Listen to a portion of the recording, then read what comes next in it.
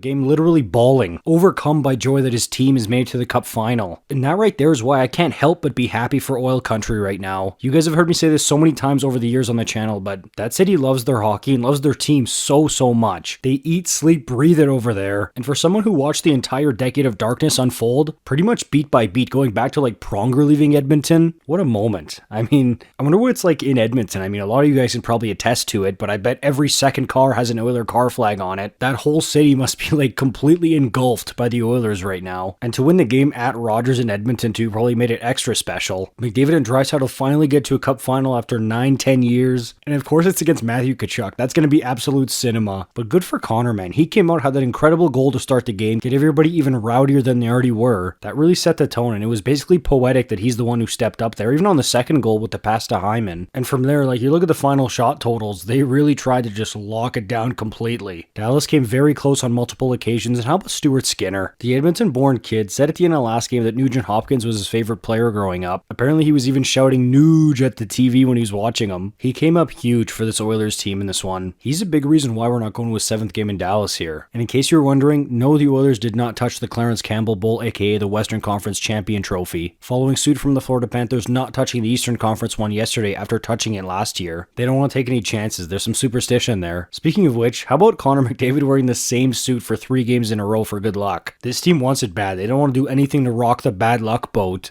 And hey, you certainly can't argue with the results lately. In all seriousness though, man, this has been fun to watch. And hey, Oiler fans, it's kind of wild that the last time you were in a cup final, you had Sean Horkoff, Ryan Smith, Jason Smith, Chris Pronger, and now you've got Connor McDavid, Leon Draisaitl, and Ryan Nugent-Hopkins leading the team. Totally different style of players. It's a cool contrast, although I will say Matthias Ekholm is a very 06 Oilers-esque type player. Also, Corey Perry is back in the Stanley Cup final for the 4th time in the last 5 seasons. Random stat, I know, but you look at that, it's like, wow, really, that many, eh? And yes, I'm aware how the last 3 went for him, and yes, it is funny. He's probably pretty glad he's got that one in Anaheim in 07. We're gonna get a good old-fashioned rat off, eh? I mean, Perry, Kane, Tkachuk, Bennett, another reason why I cannot wait for this series. We got a full 6 days until then, though, so Oil Country, go nuts tonight. Just don't bite any fingers off, please. For real, though, enjoy it. Play La Bamba all night. I wish Ben Stelter could have been here to see this. That would have been the ultimate awesome moment. But as was evidenced by many signs like this in Rogers Place tonight, he's still in everyone's hearts over there, and you absolutely love to see that. Of course, I'll be covering plenty of the Stanley Cup final leading up to it and during it, of course. Since we've got a pretty sizable break until then, though, let me know in the comments what more niche aspect about this cup final would you like me to talk about here. Maybe it's a particular player or storyline. Let me know. Please subscribe and like. I'll see you in the next one.